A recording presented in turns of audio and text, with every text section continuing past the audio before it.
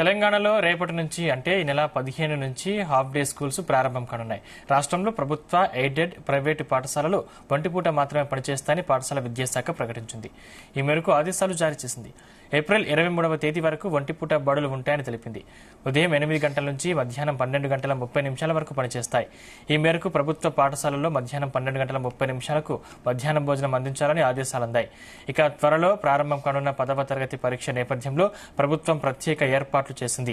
SSC పరీక్షా కేంద్రాలున్న బడులు మాత్రం మధ్యాహ్నం 1 గంట నుంచి 5 గంటల వరకు స్కూళ్లను నిర్వహించనున్నారు. 10 పరీక్షలు ముగిసిన తర్వాత మళ్లీ ఉదయం పూటే ఆయా బడులు నడుస్తాయి.